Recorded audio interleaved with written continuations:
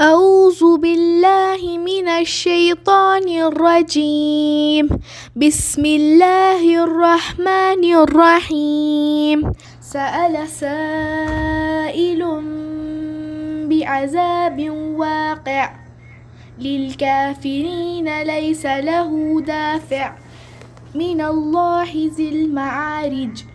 تعرج الملائكة والروح إليه في يوم كان مقداره 50,000 سنة فاصبر صبرا جميلا إنهم يرونه بعيدا ونراه قريبا يوم تكون السماء كالمهل وتكون الجبال كالإهن ولا يسأل حميم حميما يبصرونهم يود المجرم لو يفتدي من عذاب يومئذ ببنيه وصاحبته وأخيه وفصيلته التي تؤويه ومن في الأرض جميعا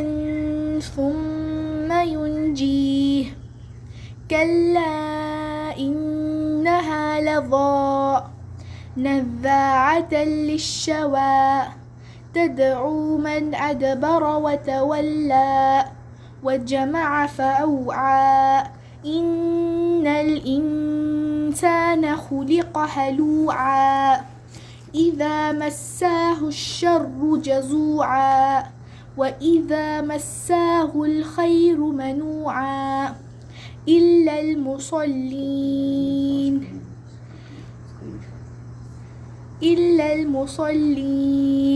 الذين هم على صلاتهم دائمون والذين في أموالهم حق معلوم للسائل والمحروم والذين يصدقون بيوم الدين والذين هم من عذاب ربهم مشفقون إن عذاب ربهم غير مأمون والذين هم لفروجهم حافظون إلا على أزواجهم أو ما ملكت أيمانهم فإنهم غير ملومين فمن ابتغى وراء ذلك فأولئك هم العادون والذين هم لأماناتهم وعهدهم راعون والذين هم بشهاداتهم قائمون والذين هم على صلاتهم يحافظون أولئك في جنات مكرمون فما للذين كفروا قبلك مهطعين عن اليمين وعن الشمال إذين أيطمع كل امرئ منهم أن يدخل جنة نعيم كلا إن خلقناهم مما يعلمون فلا أقسم برب المشارق والمغارب إنا لقادرون على أن نبدل خيرا منهم وما نحن بمسبوقين فذرهم يخوضوا ويلعبوا حتى يلاقوا يومهم الذي يوعدون يوم يخرجون من الأجداث سراعا كأنهم إلى نصب يوفضون خاشعة أبصارهم ترهقهم ذلة ذلك اليوم الذي كانوا يوعدون. بسم اللہ الرحمن الرحیم. ایک سوال کرنے والے نے اس عذاب کا سوال کیا جو واقع ہونے والا ہے کافروں پر جسے کوئی ہٹانے والا نہیں، اس اللہ کی طرف سے جو سیڑھیوں والا ہے، جس کی طرف فرشتے اور روح چڑھتے ہیں ایک دن میں، جس کی مقدار 50,000 سال کی ہے۔ بس تو اچھی طرح صبر کر، بے شک یہ اس عذاب کو دور سمجھ رہے ہیں اور ہم اسے قریب ہی دیکھتے ہیں۔ جس دن آسمان خون کی تلچھٹ کی مثل ہو جائے گا اور پہاڑ اون کی مثل ہو جائیں گے، اور کوئی دوست کسی دوست کو نہ پوچھے گا، حالانکہ ایک دوسرے کو دکھا دیے جائیں گے۔ گناہگار اس دن کے عذاب کو بدلے فدیے میں اپنے بیٹوں کے، اپنی بیوی کو اور اپنے بھائی کو اور اپنے کنبے کو جو اسے پناہ دیتا تھا، اور روئے زمین کے سب لوگوں کو دینا چاہے گا، پھر یہ اسے نجات دلا دے، مگر ہرگز یہ نہ ہوگا۔ یقیناً وہ شعلے والی آگ ہے جو منہ اور سر کی کھال کھینچ لانے والی ہے۔ وہ ہر اس شخص کو پکارے گی جو پیچھے ہٹتا اور منہ موڑتا ہے اور جما کر کے سنبھالے رکھتا ہے۔ بے شک انسان کو پیدا کیا گیا ہے کم حوصلہ، جب اسے مصیبت پہنچتی ہے تو بڑا بے صبرا ہے، اور جب راحت ملتی ہے تو بخل کرنے لگتا ہے۔ مگر وہ نمازی جو اپنی نماز پر ہمیشگی کرنے والے ہیں اور جن کے مالوں میں مقررہ حصہ ہے، مانگنے والوں کا بھی اور سوال سے بچنے والوں کا بھی، اور جو انصاف کے دن پر یقین رکھتے ہیں، اور جو اپنے رب کے عذاب سے ڈرتے رہتے ہیں۔ بے شک ان کے رب کا عذاب بے خوف ہونے کی چیز نہیں۔ اور جو لوگ اپنی شرمگاہوں کی حرام سے حفاظت کرتے ہی، ہاں ان کی بیویوں اور لونڈیوں کے بارے میں جن کے وہ مالک ہیں، انہیں کوئی ملامت نہیں۔ اب جو کوئی اس کے علاوہ راہ ڈھونڈے گا تو ایسے لوگ حد سے گزر جانے والے ہوں گے۔ اور جو اپنی امانتوں کا اور اپنے قول و اقرار کا پاس رکھتے ہیں، اور جو اپنی گواہیوں پر سیدھے اور قائم رہتے ہیں، اور جو اپنی نمازوں کی حفاظت کرتے ہیں، یہی لوگ جنتوں میں عزت والے ہوں گے۔ بس کافروں کو کیا ہو گیا ہے کہ وہ تیری طرف دوڑتے آتے ہیں، دائیں اور بائیں سے گروہ کے گروہ۔ کیا ان میں سے ہر ایک کی توقع یہ ہے کہ نعمتوں والی جنت میں داخل کیا جائے گا؟ ایسا ہرگز نہ ہوگا۔ ہم نے انہیں اس چیز سے پیدا کیا ہے جسے وہ جانتے ہیں۔ بس مجھے قسم ہے مشرقوں اور مغربوں کے رب کی، ہم یقیناً قادر ہیں اس پر کہ ان کے عوض ان سے اچھے لوگ لے آئیں، اور ہم عاجز نہیں ہیں۔ بس تو انہیں جھگڑتا کھیلتا چھوڑ دے، یہاں تک کہ وہ اپنے اس دن سے جا ملیں جس کا ان سے وعدہ کیا جاتا ہے، جس دن وہ خبروں سے دوڑتے ہوئے نکلیں گے، گویا کہ وہ ہدف کی طرف تیز تیز جا رہے ہیں۔ ان کی آنکھیں جھکی ہوئی ہوں گی، ان پر ذلت چھا رہی ہوگی۔ یہ ہے وہ دن جس کا ان سے وعدہ کیا جاتا ہے۔ صدق اللہ العظیم۔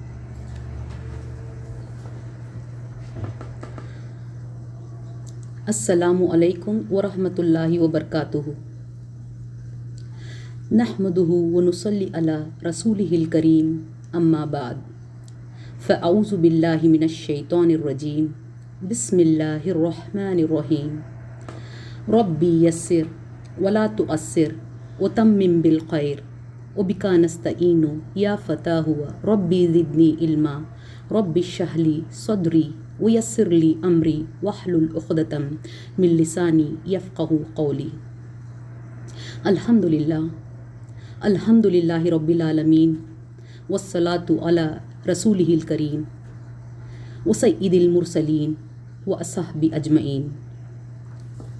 الحمد للہ، اللہ رب العزت کا شکر اور احسان ہے کہ اس نے اپنے دین سیکھنے، سکھانے، پڑھنے، پڑھانے اور اسے آگے پہنچانے کے لیے آج ہمیں یہ پلیٹ فارم فراہم کیا۔ ہم اللہ رب العالمین کے بے حد مشکور ہیں کہ اس نے اس کے دین کی تبلیغ اور اس کی نشر و اشاعت کے لیے ہمیں چنا اور موقع فراہم کیا۔ یہ خالص اللہ تعالیٰ ہی کی طرف سے توفیق ہے، یہ خالص اللہ تعالیٰ ہی کی طرف سے توفیق ہے، اور توفیق ملنے ہی کی وجہ سے ہے کہ الحمدللہ آج ہم یہاں جمع ہوئے ہیں۔ میں آپ سب کا تہہ دل سے خیر مقدم کرتی ہوں اس مبارک اور بابرکت علمی سفر میں، جس کے حاصل کرنے میں ہی ہمارا وجود اور ہماری بقا ہے۔ میں آپ سب کو مبارکبادی دیتی ہوں کہ الحمدللہ آپ نے علم حاصل کرنے کی خاطر اپنی تمام تر مصروفیات کے باوجود وقت نکالا اور ہماری دعوت کو قبول کیا۔ اللہ سبحانہ و تعالیٰ آپ سب کو اس کا بہترین اجر دے اور آپ کے وقت میں برکت دے اور اس پر ثابت قدم رکھیں۔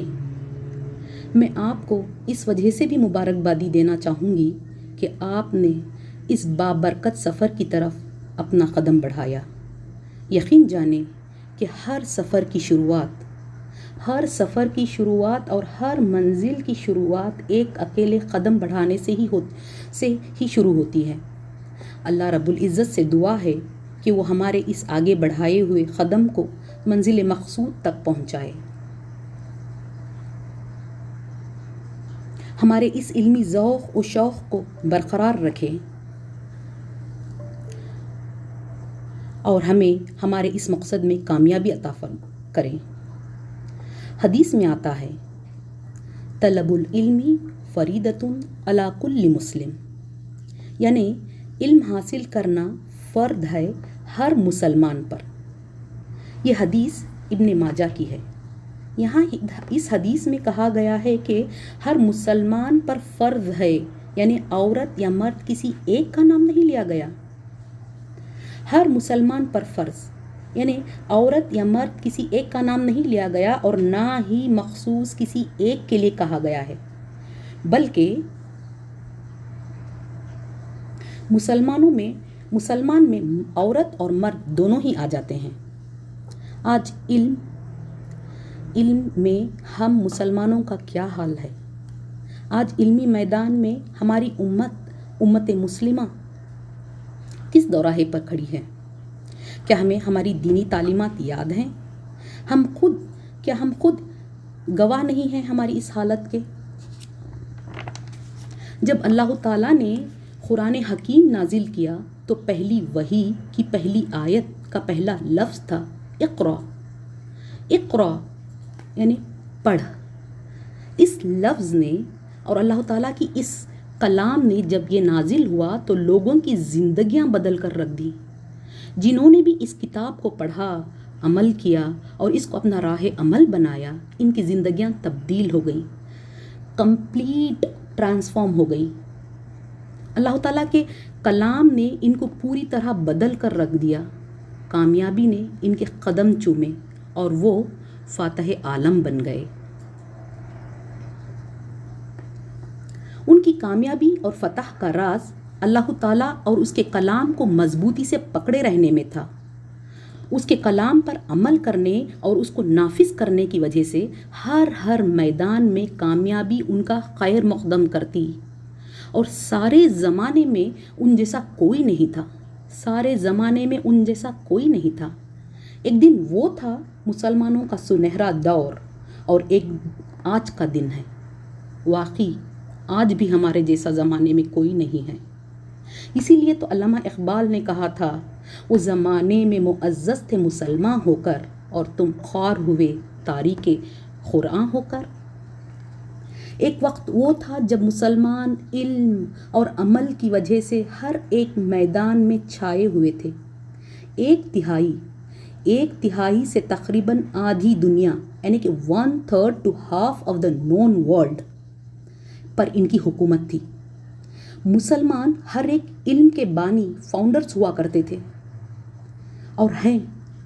میتھمیٹکس، سائنس، ایسٹرونومی، میڈیسن، فلسفی، کیمسٹری، فزکس، آپ نام لو کسی برانچ آف سائنس کا، ہر فیلڈ میں ماہر تھے، ایکسپرٹ تھے۔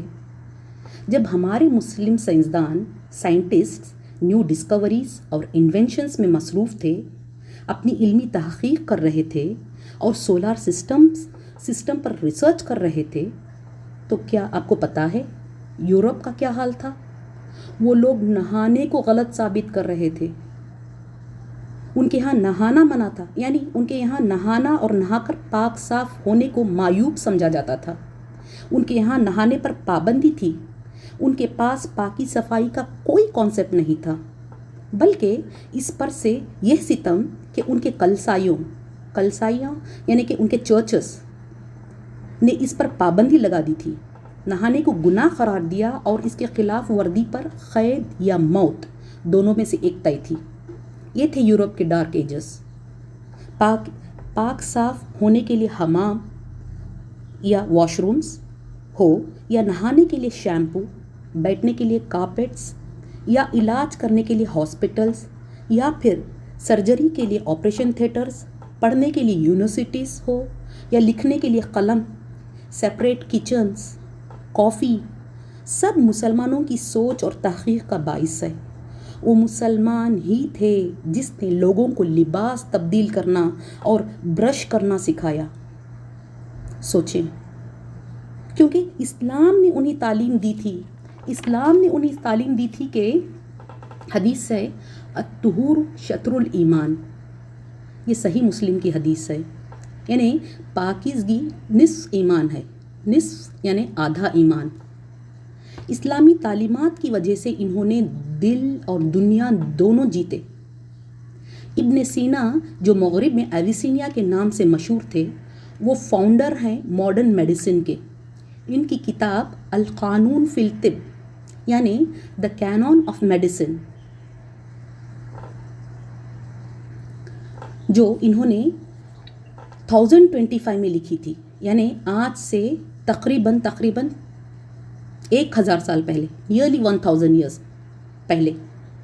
وہ 20th سینچری کے شروع تک سارے یورپ میں the most famous medical text book تھی اور وہاں کے میڈیکل کالجز کے سلیبس کا حصہ تھی. دنیا کی پہلی یونیورسٹی ایک مسلمان خاتون نے ایجاد کی، فاطمہ الفرہی نے ان دا ایئر 859 میں، اور یہ ماشاء اللہ 1200 سال نیئرلی 1200 ایئرس سے آج بھی قائم ہے موروکو میں. ہم کیا سمجھتے ہیں؟ ہم سمجھتے ہیں کہ رائٹ بردرز کو انوینٹرس آف ایئر کرافٹس، کہ انہوں نے انوینٹ کیے، سمجھتے ہیں نا، جنہوں نے 20th سینچری کی شروع میں ایروپلین ایجاد کی. کیا آپ جانتے ہیں 9th سینچری میں عباس ابن فرناس نے فلائنگ مشین انوینٹ کر لی تھی، رائٹ بردر سے ٹھیک 1000 سال پہلے. الزہاروی نے سرجری ایجاد کی تو ابو قاسم الزہروی نے آپریشن تھیٹرز بنائے. حسانی نے ہاسپٹلز انوینٹ کیے تو ابن حیتم نے برین اور آپٹک نروز پہ کام کیا. ابو نصر الغرابی، البطانی، ابن بطوطہ، عمر قیام، ابن اسحاق الکندی، ابن حیتم وغیرہ وغیرہ، یہ لسٹ چلتی ہی جائے گی. دنیا کی فرسٹ یونیورسٹی سے لے کر ٹوتھ برش تک کا یہ ساری مسلمانوں کی انوینشنز اور ڈسکوریز ہیں. مسلمانوں کا تحفہ ہے یہ اس دنیا کو جس دنیا کا آج ہم حصہ ہیں. یورپی ہسٹورینز کہتے ہیں کہ ہم مسلمانوں کے مخروض ہیں کہ انہوں نے ہمیں پاکی صفائی اور جینے کا ڈھنگ سکھایا. یہ سب مسلمانوں نے کیسے کیا، کیسے کر پائے؟ حیرت ہوتی ہے نا. وہ علم اور وہ طاقت، وہ قوت کہاں سے آئی مسلمانوں میں؟ یہ سب مسلمانوں نے علم کی وجہ سے کیا. ان کے پاس علم تھا، اللہ تعالیٰ کی کتاب تھی، رسول اللہ صلی اللہ علیہ وسلم کی دی ہوئی تعلیمات، تعلیم اور تربیت تھی. کیونکہ رسول اللہ نے فرمایا تھا، حدیث کا مفہوم ہے، میں نے تمہارے درمیان دو چیزیں چھوڑی ہیں، میرے بعد اگر تم اس کو پکڑے رہو کبھی گمراہ نہ ہوگے. ایک اللہ کی کتاب اور دوسری میری سنت. پھر ایک دور ایسا آیا کہ ہم اپنا سبق بھول گئے، ساری تعلیمات بھلا دی. جس رسی کو ہم تھامے تھے اللہ اور رسول کی، اس کو چھوڑ دی. صحیح معنوں میں ہماری پرائیورٹیز بدل گئیں. ہم نے علم اور وقت کی قدر نہیں کی اور علم اور وقت نے ہماری قدر کرنا تو کیا ہمیں کہیں کا نہ چھوڑا. ہم نے اپنے اسلاف کی صدیوں کی محنت، عزت اور وقار کو چند برسوں میں کھو دیا. ہم منہ کے بل زمین پر آ گرے. گوادی ہم نے جو اسلاف سے میراث پائی تھی، سریا سے زمیں پر آسمان نے ہم کو دے مارا.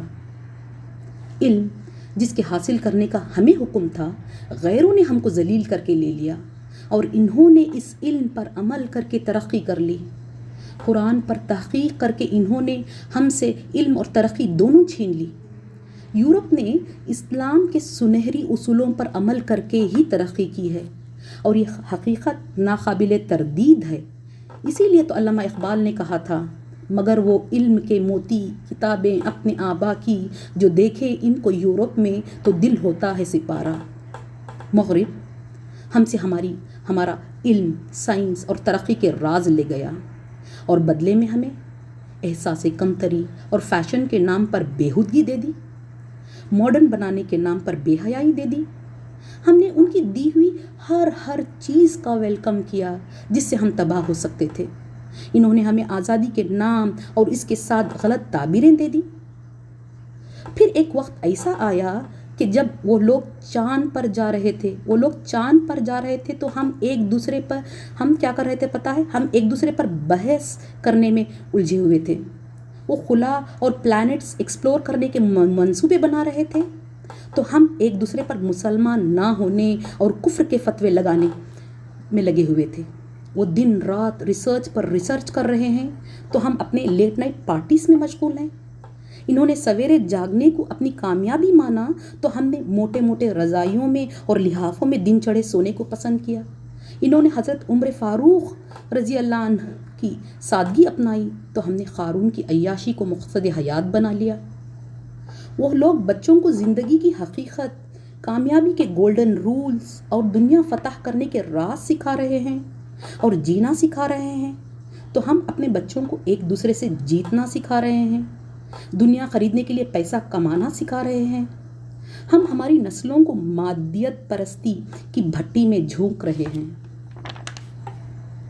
وہ لوگ ریسرچ کر کے طرح طرح کے الیکٹرانکس بنا رہے ہیں، تو ہم پیسہ کما کر اپنے پیسے کو ان الیکٹرانکس اور گیڈجٹس خریدنے میں لگاتے ہیں اور ایک دوسرے پر فخر کرتے ہیں کہ ہم نے کتنی بڑی کامیابی حاصل کی ہے. کیا ہمارے لیے یہی کامیابی بن کر رہ گئی ہے؟ ہم نے اپنی کامیابی کے معیار بدل لیے. ہم نے ان کے کنٹریز میں، ان کے یونیورسٹیز میں پڑھنا، ان کے ریسٹورنٹس میں کھانا، ان کے بنائے ہوئے برانڈز کے کپڑے اور جوتے پہننے کو اپنی زندگی کا ایم بنا لیا ہے. رات بھر جاگنا اور دن چڑھے سونا کو اپنا لائف سٹائل بنا لیا. ہماری نظر میں یہ تمام چیزیں کامیابی کی علامت ہیں، اور ہم ایک دوسرے پر دنیا کما کر فخر کرتے ہیں. ہم نے ہر قوم سے ان کے طور طریقے اپنا لیے، ان کے رسم و رواج لے لیے. ودا میں تم ہو نصارا تو تمدن میں ہود، یہ مسلمان ہیں جنہیں دیکھ کر شرمائے یہود. آج مسلمان جو ذلت، نفرت، تباہی اور بربادی ہر طرف دیکھ رہا ہے، وہ خود اس کے ہاتھوں کا کیا کرایا ہے. اپنے دین اور اپنی کتاب کو پسے پش ڈال دینے کی وجہ سے ہے، اپنی تعلیمات پر عمل نہ کرنے کی وجہ سے ہے. ہر طرف بربادی اور تباہی اس کے در پر دستک دے رہی ہے. ہم اتنے پچھڑے، اتنے بیکورڈ ہو گئے ہیں کہ آج ہم سوسائٹی کے سب سے نچلی سطح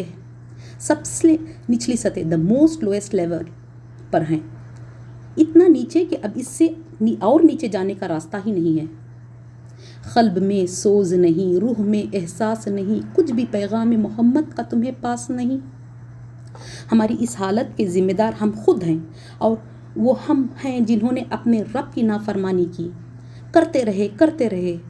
ہم نے اندھیروں کو ترجیح دی اجالوں پر، ہم نے جہالت کو پریفر کیا علم پر، ہم نے سوئے رہنا پسند کیا جاگنے پر. ہمارے اسلاف نے جو اللہ اور اس کی کتاب جس کو مضبوطی سے تھامے تھے، ہم نے اس کو چھوڑ دی. ہم نے اللہ کی کتاب جو ہمارے راہ دکھانے اور روشنی دینے کے لیے آئی تھی، اس کو ریشمی غلافوں میں لپیٹ کر بڑے ہی احترام سے چوم کر اپنے گھروں کے اونچے شیلفز میں سجا کر رکھ دی.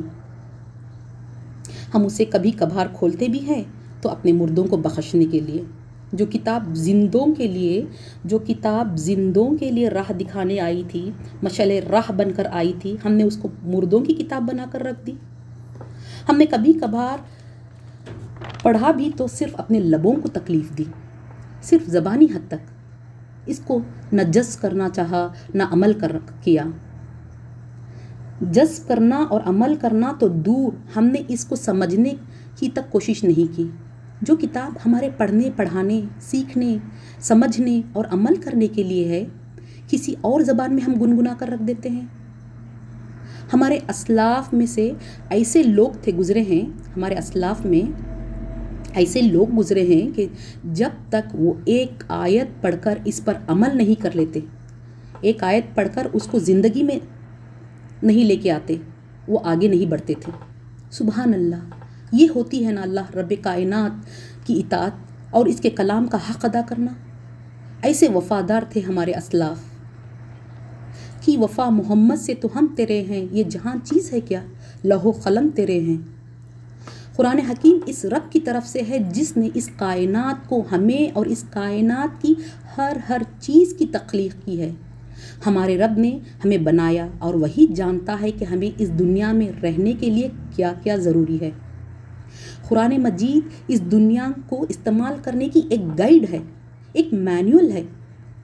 ہم سب جانتے ہیں کہ جب ہم کوئی بھی چیز خریدیں، جیسے کوئی الیکٹرانکس یا پھر میڈیسن، اس کے ساتھ ایک باکس میں انسٹرکشنز مینول دی ہوتی ہے. اس میں لکھا ہوتا ہے آل ڈوز اینڈ ڈونٹس، کہ آپ کو کیا کرنا ہوتا ہے اس کے استعمال کرنے کے لیے اور کیا نہیں کرنا ہوتا، اس کا استعمال کیسے کریں، اور ان کیس آف ایمرجنسی آپ کیا کریں. ہم کبھی ان گائیڈ لائنز کو فالو نہ کریں گے تو کیا ہوگا، ہم اپنا نقصان کر بیٹھیں گے نا. تو ہماری نادانی کی کیا یہ انتہا نہیں ہے کہ ہم اس رب کائنات کی دی ہوئی مینول کو کھولنا اور پڑھنا گوارا نہیں کر رہے ہیں. ہم کس کا نقصان کر رہے ہیں، خود اپنا نا. قرآن حکیم لوح محفوظ سے بطور رحمت ہم انسانوں پر اتارا گیا ہے. یہ اللہ تعالیٰ کا احسان ہے کہ ہم پر کہ اس نے اس دنیا میں ہمیں یوں ہی بھٹکنے نہیں چھوڑ دیا. یہ اور بات ہے کہ ہم اپنی مرضی سے بھٹک رہے ہیں. اس رب نے تو اس کی کتاب جو ہماری ہدایت کے لیے بھیجی، اس میں سارے آداب، ایٹیکیٹس، مینرز بتا دیے کہ انسان کو اس زمین پر انسان بن کر رہنے کے لیے چاہیے. ہمارے سارے مسائل کا حل، ہماری خوشحال اور کامیاب زندگی کے راز، تمام کے تمام سیکرٹس اسی کتاب میں بند ہیں. ہمیں اب ضرورت ہے تو اس بات کی کہ ہم اس کو کھولیں، سمجھیں، پڑھیں، عمل کریں. خود بھی پڑھیں، اپنوں کو بھی پڑھوائیں، خود بھی عمل کریں اور اپنوں کو بھی کہ عمل کا ذریعہ بھی بنیں اور آگے دوسروں تک بھی پہنچائیں. ہمیں ضرورت ہے علم کی شمع سے شمع جلانے کی، باشعور اور باعمل بننے کی. اگر ہم آج کوشش کریں اور اپنے آپ کو بدلنے میں کامیاب ہو گئے تو انشاءاللہ کل ہمارا ہوگا. اس کے لیے ہم سب کو مل کر ایک ساتھ لگاتار کوشش کرنی ہوگی. افراد کے ہاتھوں میں ہے اقوام کی تقدیر، ہر فرد ہے ملت کی مقدر کا ستارہ. اللہ تعالیٰ سورہ تحریم میں فرماتا ہے، یا ایھا الذین آمنوا قوا انفسکم واہلکم نارا. اے ایمان والو اپنے آپ کو اور اپنے اہل و عیال کو آگ سے بچاؤ. اس آیت میں اہل ایمان کو ان کی ایک نہایت اہم ذمہ داری کی طرف توجہ دلائی گئی ہے اور انہیں اپنے ساتھ ساتھ اپنے گھر والوں کی بھی اصلاح اور ان کی تعلیم و تربیت کا اہتمام کرنے کو کہا جا رہا ہے تاکہ یہ سب جہنم کا ایندھن بننے سے بچ جائیں. یہ ہے ہماری دین کی خوبصورتی. جب اللہ تعالیٰ ہمیں کسی نعمت سے نوازتا ہے تو ہمیں خود غرض ہونے سے بچاتا ہے. ہمیں یہ تعلیم دیتا ہے کہ جو خیر تم نے پائی ہے وہ اپنے اپنوں کے لیے بھی چاہو، اپنے بھائی بہنوں کو بھی اس خیر سے فائدہ حاصل کرنے والا بناؤ. صحیح بخاری میں آتا ہے، صحیح بخاری کتاب الایمان کی حدیث ہے جس کا مفہوم ہے، جو ہم ہمارے لیے چاہتے ہیں وہ اپنے بھائی کے لیے بھی چاہنا ایمان کا حصہ ہے. ये अपने भाई के लिए भी चाहना ईमान का हिस्सा है। तो क्या हम नहीं चाहेंगे कि हम अपने कोशिशों से खुद का भी कामयाबी हासिल करें और अपने घर वालों की कामयाबी का ज़रिया भी बने? फ़र्ज़ कर लीजिए कि हम वो खुशनसीब हैं जिन्हें अल्लाह ताला ने अपनी नेमतों भरी जन्नत के लिए चुन भी लिया, अपनी नेमतों भरी जन्नत के लिए चुन भी लिया। तो ज़रा गौर करें, क्या हमारी जन्नत भी जन्नत होगी हमारे अपनों के बग़ैर, हमारे घर वालों के बग़ैर, हमारे बच्चों के बग़ैर, हमारे भाई बहनों के बग़ैर? क्या हमें सुकून मिलेगा वहाँ? ये हमारा फ़र्ज़ है कि हम खुद भी आग से बचें और अपने बच्चों, घर वालों और दूसरों को भी इससे बचाने की पूरी कोशिश करें। अल्लाह ताला ने हम औरतों में वो खूबी रखी है कि अल्हम्दुलिल्लाह हम बखूबी अपना फ़रीज़ा अंजाम दे सकती हैं। हमारे मालिक हकीकी ने हम में वो सलाहियत और हुनर रखा है कि हम घरेलू ज़िंदगी के दीगर कामों के साथ साथ बेहतरीन तरीक़े से कई और तरह के काम भी कर सकती हैं। औरतें मल्टीपल स्किल्स में माहिर होती हैं और हमारे रब ने हमें ऐसे बनाया है कि हम एक साथ कई काम कर सकते हैं। अल्हम्दुलिल्लाह हमारे रब ने हमें वो सलाहियत रखी है कि हम घरेलू ज़िंदगी के मुख्तलिफ़ कामों के साथ साथ बेहतरीन अंदाज में अपने बच्चों की तरबियत कर सकते हैं, इनको दीन और दुनिया दोनों उलूम में माहिर बना सकते हैं, उनको ज़िंदगी की हकीकत और एक कामयाब ज़िंदगी के उसूल सिखा सकते हैं। हमारी आँखों की ठंडक हमारी औलाद होती है, हमारी आँखों की ठंडक हमारी औलाद होती है, हमारे दिल का सुकून हमारे अपने और हमारे घर वाले होते हैं। और अगर हम चाहें और ठान लें तो हम इनको दोनों जहां में कामयाब बना सकते हैं और इसके साथ साथ हम इस्लाम और मुसलमानों का खोया हुआ वक़ार भी वापस ला सकते हैं। इसके लिए हमें मेहनत और कोशिश करना होगा, हमें जागना होगा, हमें कमर कसनी होगी, वक्त देना होगा, कुर्बानी देनी होगी। और कोई भी कामयाबी कुर्बानी मांगती है। वो कामयाबी ही क्या जो बग़ैर किसी कुर्बानी के हासिल हो जाए। वो कहते हैं ना, nothing great comes easy and nothing easy can ever equate to greatness। जन्नत ऐसे ही माओं के कदमों तले नहीं हो गई ना, ये हम माओं का फ़र्ज़ है। अगर हम चाहें तो हम घर क्या, ख़ानदान क्या, सारा मुआशरा बदल सकते हैं।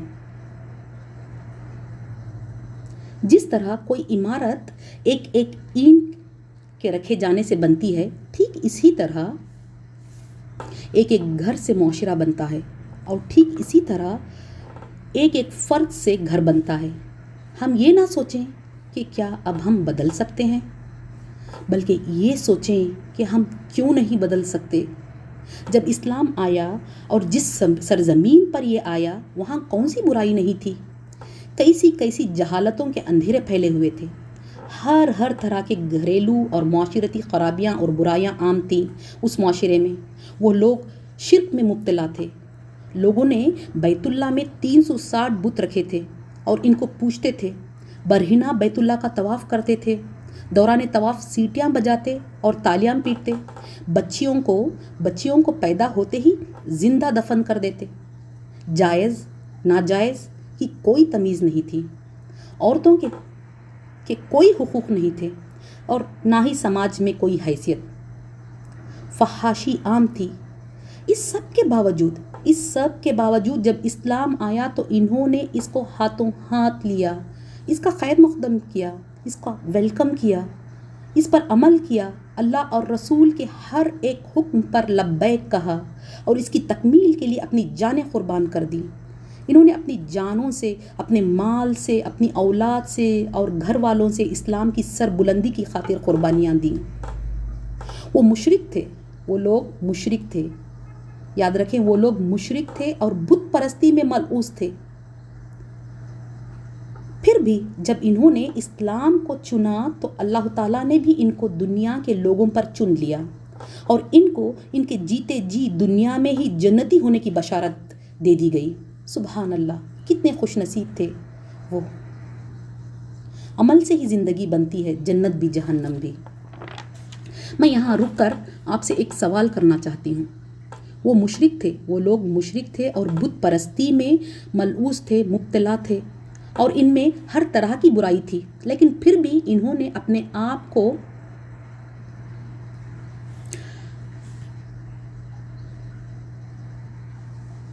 لیکن پھر بھی انہوں نے اپنے آپ کو بدلا. کس کی خاطر؟ اسلام کی خاطر، اور مر مٹے اسلام کی خاطر. تو کیا ہم مسلمان ہونے کے باوجود اسلام کی خاطر، اس کی سربلندی کی خاطر کوئی قربانی نہیں دے سکتے؟ اپنا تھوڑا وقت خود اپنی اصلاح کے لیے نہیں لگا سکتے؟ خود کے سیکھنے کے لیے، خود کو باشعور اور سلیقہ مند بنانے کے لیے، اپنے بچوں اور اپنے گھر والوں کی اصلاح کی خاطر؟ تاریخ گواہ ہے اور تاریخ کے اوراق بھرے پڑے ہیں اسلام کی ان بہادر ماؤں، وفادار بیویوں، جانثار بہنوں اور بے باک بیٹیوں کے واقعات سے، جنہوں نے اپنے گھریلو فرائض کے ساتھ ساتھ ایک مسلمہ ہونے کی ذمہ داری بھی بخوبی انجام دی. انہوں نے نہ دن دیکھا نہ رات، نہ پرسکون ماحول دیکھا نہ جنگی میدان. جس طرح بھی ممکن ہو سکا اور وہ جو کر سکتی تھی وہ کر گزری. جن کے پاس علم تھا وہ علم سے، جن کے پاس ہنر تھا وہ ہنر سے، جن کے پاس مال تھا وہ مال سے، جن کے پاس اولاد تھی وہ اولاد سے، جن کے پاس طاقت تھی وہ طاقت سے امت کو فائدہ پہنچایا. جب ان کے پاس اللہ کی کتاب آئی اور اللہ کی وحی آتی تو وہ فوراً اللہ کے ہر حکم کو مانتی، اس کی آیتوں کو حفظ کر لیتی، دوسروں تک ان کو پہنچاتی، ان کو سکھاتی اور ان کی تربیت کرتی. پردے کا حکم ہی لے لیں. جب پردے کا حکم آیا تو دوسرے روز فجر کی نماز میں ہر ایک عورت با پردہ نماز کے لیے مسجد نبوی میں موجود تھی. سبحان اللہ. جب شراب پر پابندی لگا دی گئی اور کہہ دیا گیا کہ اس کے بعد شراب حرام ہے، تو مسلمانوں کی فرما برداری کا یہ عالم تھا کہ جیسے ہی وحی آئی شراب انہیل دی گئی، شراب خانوں میں شراب کے مٹکے پھوڑ دیے گئے. اگر کوئی شراب پی بھی رہا تھا تو اس نے اس کو پھینک دی. کہا جاتا ہے کہ مدینے کی گلیوں میں شراب بارش کی پانی کی طرح بہہ رہی تھی. سبحان اللہ. یہ ہوتی ہے نا اطاعت اللہ کی اور اس کے رسول کی خاطر. اللہ کی راہ میں اپنا پسندیدہ مال خرچ کرنے کا جب حکم ہوا، سورہ آل عمران کی یہ آیت میں لن تنالوا البر حتى تنفقوا مما تحبون وما تنفقوا من شيء فإن الله به عليم. جب تک تم اپنا پسندیدہ چیز سے اللہ کی راہ میں خرچ نہ کرو گے ہرگز بھلائی نہ پاؤ گے، اور تم جو بھی خرچ کرو اللہ اسے بخوبی جانتا ہے. حدیث میں آتا ہے کہ اس آیت کے نازل ہوتے ہی حضرت ابو طلحہ انصاری رضی اللہ عنہ، جو مدینے میں اصحاب حیثیت میں سے تھے، رسول اللہ صلی اللہ علیہ وسلم کی خدمت میں حاضر ہوئے اور عرض کیا، یا رسول اللہ، بیرہا کا باغ مجھے سب سے زیادہ محبوب ہے، مجھے سب سے زیادہ پسند ہے، میں اسے اللہ کی رضا کے لیے صدقہ کرتا ہوں. اور اس طرح کئی صحابہ کرام رضی اللہ عنہم نے اپنی پسندیدہ چیزیں اللہ کی راہ میں خرچ کی. جہاد کا حکم ہوتا تو لوگ خود بھی غزوات میں لڑنے کے لیے شامل ہوتے اور اپنے اہل و عیال کو بھی ساتھ میں لاتے، ساتھ میں مال بھی لے کے آتے. غزوہ تبوک میں حضرت ابو بکر رضی اللہ عنہ اپنا سارا مال لے کر آئے، حضرت عمر رضی اللہ عنہ اپنا آدھا مال لے کے آئے، حضرت عثمان رضی اللہ عنہ 900 اونٹ، 100 گھوڑے اور تقریباً 30 کلو سونا. حضرت عبد الرحمن بن عوف رضی اللہ عنہ 30 کلو چاندی لے کر آئے. حضرت عاصم بن عدی رضی اللہ عنہ 13,000 کلو کھجوریں لے کر آئے. اور ایک انصاری صحابی نے دن بھر محنت کر کے 4 کلو کھجوریں حاصل کی، یعنی کہ ان کی کمائی تھی، دن بھر کی کمائی تھی 4 کلو کھجوریں. انہوں نے 2 کلو اپنے گھر والوں کے لیے رکھ لیے اور 2 کلو رسول اللہ صلی اللہ علیہ وسلم کی خدمت میں پیش کر دی. تو رسول اللہ صلی اللہ علیہ وسلم نے ان کھجوروں کو مال کے ڈھیر پر بکھیرنے کا حکم دیا. یہاں یہ بتانا مقصود ہے مجھے اس واقعے سے کہ جن کو اللہ تعالیٰ نے جو بھی طاقت دی تھی انہوں نے اس کے مطابق اپنا حصہ ڈالا. اسلام کے غلبے میں اسلام کی حفاظت اور اسلام کی اشاعت کے لیے صحابیات رضی اللہ عنہن نے بھی کئی مصیبتیں جھیلی. انہوں نے کفار کا ظلم و ستم برداشت کیا، جان کی قربانیاں دی، اپنے شہر سے ہجرت کی اور جنگوں میں حصہ بھی لیا، اور اپنے شوہر اور بیٹوں کو غزوات کے لیے تیار کرتی اور غزوات میں خود بھی شامل ہوتی، پیرامیڈکس کی طرح کام کرتی، زخمیوں کی مرہم پٹی کرتی. حضرت عطیہ رضی اللہ عنہا نے رسول اللہ صلی اللہ علیہ وسلم کے ساتھ 7 جنگوں میں حصہ لیا. وہ مجاہدین کے لیے کھانا پکاتی اور ان کے سامان کی دیکھ بھال کرتی اور زخمیوں کی مرہم پٹی کرتی. حضرت سلیم رضی اللہ عنہا اپنے شوہر ابو طلحہ رضی اللہ عنہ کے ساتھ غزوہ احد میں شریک ہوئیں. المومنین حضرت عائشہ رضی اللہ عنہا اور حضرت فاطمہ رضی اللہ عنہا دوسری عورتوں کے ساتھ غزوہ احد میں مشکیزیں بھر بھر کر پانی لاتی اور زخمیوں کو پلاتی. حضرت صفیہ رضی اللہ عنہا جو رسول اللہ صلی اللہ علیہ وسلم کی پھوپھی اور حضرت حمزہ رضی اللہ عنہ کی بہن تھیں، غزوہ احد میں اپنے بیٹے زبیر بن عوام کے ساتھ شریک ہوئیں، اور اس جنگ میں آپ کے بھائی حضرت حمزہ رضی اللہ عنہ شہید ہو گئے. حضرت حمنہ بنت جہش رضی اللہ عنہ اپنے شوہر حضرت مصعب بن عمیر، اپنے بھائی عبداللہ بن جہش اور اپنے ماموں حضرت حمزہ رضی اللہ عنہ کے ساتھ جنگ میں شریک ہوئی. اور پتہ ہے اس جنگ میں یہ تینوں کے تینوں شہید ہو گئے، یعنی ان کے شوہر، بھائی اور ماموں. سبحان اللہ، کتنی بہادر تھی نا اسلام کی وہ بہادر ماں اور بیٹیاں.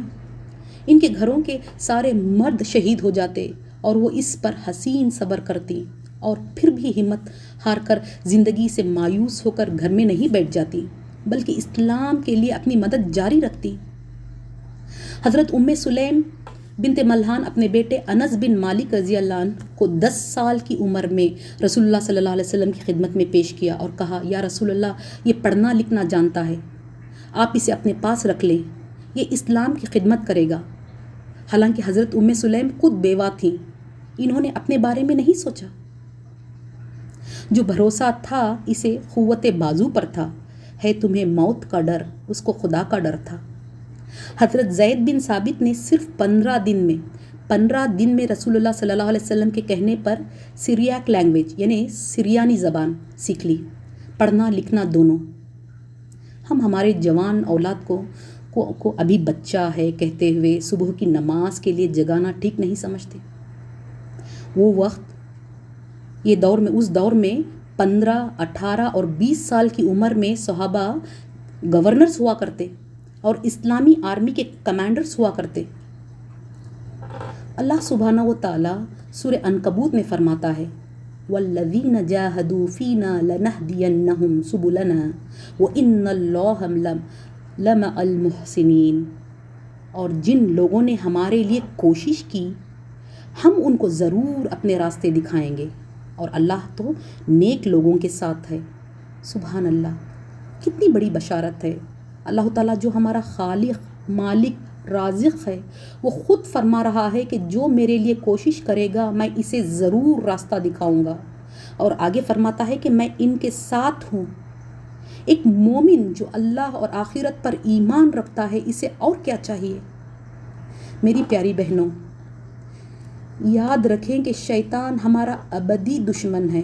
وہ کبھی نہیں چاہے گا کہ ہم اللہ کی خاطر کچھ کریں اور ہماری دینی تعلیمات پر عمل کریں یا انہیں اپنی زندگی میں لائیں.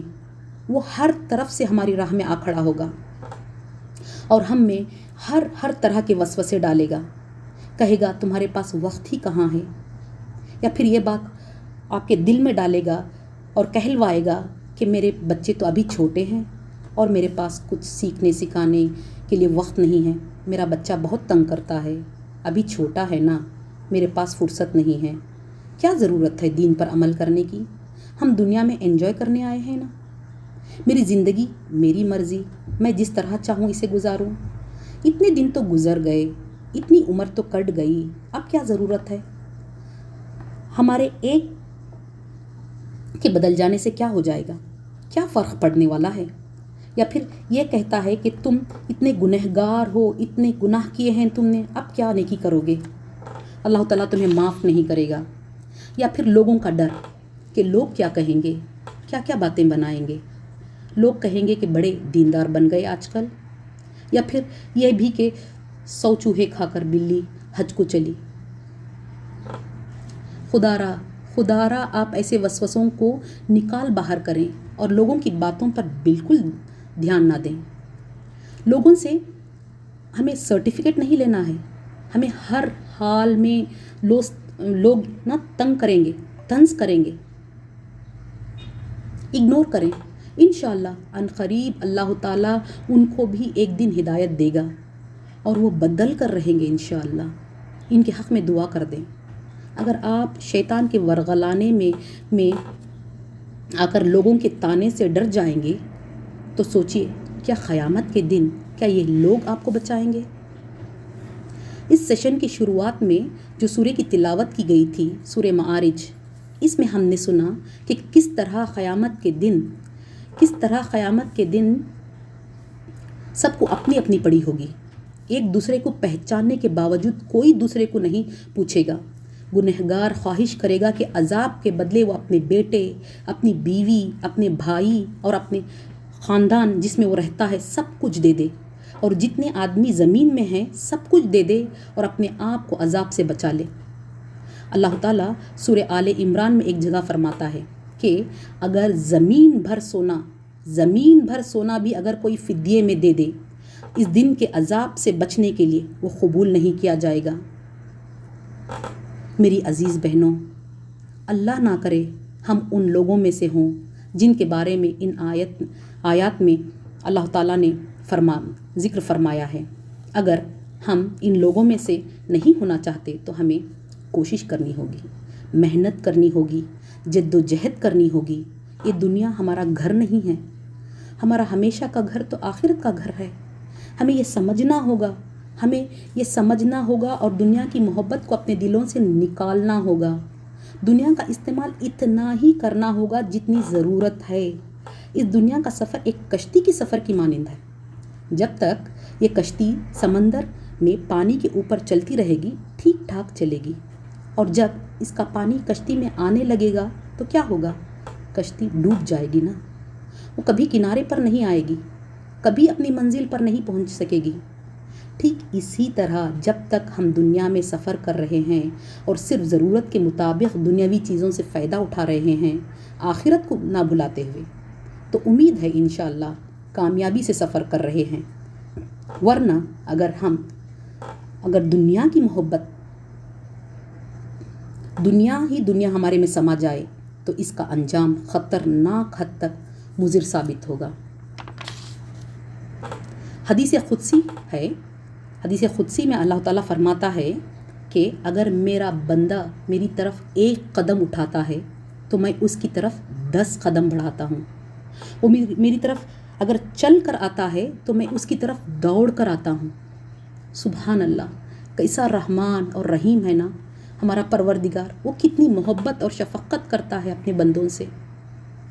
وہ ہم ہیں جنہوں نے اس رب کو نہیں پہچانا، اس کی صفات، اس کی کوالٹیز کو جاننے کی کوشش نہیں کی. وہ بے حد رحم کرنے والا ہے اپنے بندوں پر، بے حد محبت کرنے والا، معاف کرنے والا، رحمان، رحیم، شفیق، کریم ہے. جب ہم کوئی گناہ سرزد ہو جاتا ہے اور اگر ہم کو اس پر پچھتاوا ہوتا ہے تو وہ معاف کرتا ہے. لیکن وہ شیطان ہے جو اس کی رحمت سے ہمیں مایوس کرتا ہے اور وہ گناہ کرنے پر اکساتا ہے. سورہ بقرہ میں اللہ تعالیٰ فرماتا ہے وَإِذَا سَأَلَكَ عِبَادِي عَنِّي فَإِنِّي قَرِيبٌ أُجِيبُ دَعْوَةَ الدَّاعِ إِذَا دَعَانِي فَلْيَسْتَجِيبُوا لِي وَلْيُؤْمِنُوا بِي لَعَلَّهُمْ يَرْشُدُونَ. اور اے پیغمبر، جب تم سے میرے بندے میرے بارے میں دریافت کریں تو کہہ دو کہ میں تو تمہارے پاس ہوں. جب کوئی پکارنے والا مجھے پکارتا ہے تو میں اس کی دعا قبول کرتا ہوں. تو ان کو چاہیے کہ میرے حکموں کو مانیں اور مجھ پر ایمان لائیں تاکہ نیک راستہ پائیں. اب ضرورت اس بات کی ہے کہ ہم اپنی گہری نیند سے جاگیں، وقت کی نزاکت کو سمجھیں، یہ جاننے کی کوشش کریں کہ اسلام مجھے بطور ماں، بہن، بیوی یا بیٹی کے کیا حکم دیتا ہے.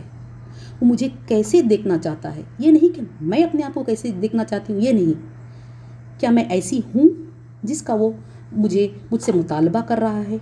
اگر میں ایسی نہیں ہوں تو میرے میں کیا چینجز لانے کی ضرورت ہے؟ میں اپنے آپ کو اور اپنے گھر والوں کو آگ سے کیسے بچا سکتی ہوں؟ یہ ہم میں سے ہر ایک کو سوچنا اور پلان کرنا ہوگا، آج سے اور ابھی سے۔ کل پر ٹالنا نادانی ہے۔ کیا کل کسی نے دیکھا ہے؟ کیا کل کا وعدہ کسی سے کیا گیا ہے؟ جی نہیں، اگلے پل ہمارے ساتھ کیا ہوگا کسی کو نہیں معلوم۔ اللہ نہ کرے ہماری موت ایسی حالت میں ہو کہ ہم غفلت میں ہوں یا پھر ہم اللہ تعالیٰ کی نافرمانی کر رہے ہوں۔ ہم کل پر نہ ٹالیں۔ اللہ کرے کہ ہم آج اور ابھی توبہ کرنے والے بنیں۔ اگر ہم اللہ تعالیٰ کی خاطر اپنے آپ کو چینج کریں اور اس کی خاطر کوشش کریں تو اللہ تعالیٰ ہماری نیتوں اور کوششوں کو دیکھتا ہے۔ وہ غفور اور رحیم ہے۔ ہم جیسے ہی خلوص نیت کے ساتھ صرف اور صرف اللہ تعالیٰ کی خاطر برائیوں سے نیک راستے کی طرف ہجرت کرتے ہیں اور ہم اپنے کیے ہوئے پہ شرمندہ ہوتے ہیں تو اللہ تعالیٰ کا وعدہ ہے ان لوگوں سے کہ اللہ تعالیٰ ان کے پچھلے گناہ معاف فرما دیتا ہے۔ اللہ تعالیٰ کا وعدہ ہے ان لوگوں سے، اللہ تعالیٰ ان لوگوں کے پچھلے سارے گناہ معاف فرما دیتا ہے۔ سورہ زمر میں اللہ تعالیٰ فرماتا ہے، قُلْ يَا عِبَادِيَ الَّذِينَ أَسْرَفُوا عَلَىٰ أَنفُسِهِمْ لَا تَقْنَطُوا مِن رَحْمَةِ اللَّهِ إِنَّ اللَّهَ يَغْفِرُ الذُّنُوبَ جَمِيعًا إِنَّهُ هُوَ الْغَفُورُ الرَّحِيمُ۔ اے پیغمبر، میری طرف سے لوگوں کو کہہ دو کہ میرے بندے جنہوں نے اپنی جانوں پر زیادتی کی ہے اللہ کی رحمت سے نا امید نہ ہو۔ اللہ تو سب گناہوں کو بخش دیتا ہے اور وہ تو بخشنے والا مہربان ہے۔ اللہ تعالیٰ سے دعا ہے کہ وہ ہمارے ایمان کو تازہ کرے، اسے قوت و عافیت بخشے، ہمیں نئی روح پھونکے۔ اللہ کرے کہ ہم باشعور ذمہ دار بنیں اور اپنی ذمہ داریوں کو پہچانیں اور اسے پورا کرنے کی کوشش کریں۔ ہم کو وقتی تکلیفوں، پریشانیوں اور اندھیروں سے ڈرنے والا نہ بنائیں۔ عقابی روح جب بیدار ہوتی ہے نوجوانوں میں تو نظر آتی ہے اس کو اپنی منزل آسمانوں میں۔ آخر میں اپنی بات ختم کرنے سے پہلے سورہ احزاب کی یہ آیت رکھنا چاہوں گی جو بے حد قابل توجہ ہے۔ اللہ تعالیٰ فرماتا ہے، ان المسلمین والمسلمات والمؤمنین والمؤمنات والقانتین والقانتات والصادقین والصادقات والصابرین والصابرات والخاشعین والخاشعات والمتصدقین والمتصدقات والصائمین والصائمات والحافظین فروجهم والحافظات والذاکرین اللہ کثیرا والذاکرات اعد اللہ لهم مغفرۃ واجر عظیما۔ بے شک مسلمان مرد اور مسلمان عورتیں، مومن مرد اور مومن عورتیں، فرما برداری کرنے والے مرد اور فرما بردار عورتیں، راست باز مرد اور راست باز عورتیں، صبر کرنے والے مرد اور صبر کرنے والی عورتیں، عاجزی کرنے والے مرد اور عاجزی کرنے والی عورتیں، خیرات کرنے والے مرد اور خیرات کرنے والی عورتیں، روزہ رکھنے والے مرد اور روزہ رکھنے والی عورتیں، اپنی شرمگاہوں کی حفاظت کرنے والے مرد اور حفاظت کرنے والیاں، بکثرت اللہ کا ذکر کرنے والے اور ذکر کرنے والیاں، ان سب کے لیے اللہ نے وسیع مغفرت اور بڑا ثواب تیار کر رکھا ہے۔ اللہم ربنا جعلنا منہم، وآخر الدعوانا ان الحمد للہ رب العالمین۔ سبحانک اللہم بحمدک نشہد ان لا الہ الا انت نستغفرک ونتوب الیک۔ السلام علیکم ورحمۃ اللہ وبرکاتہ۔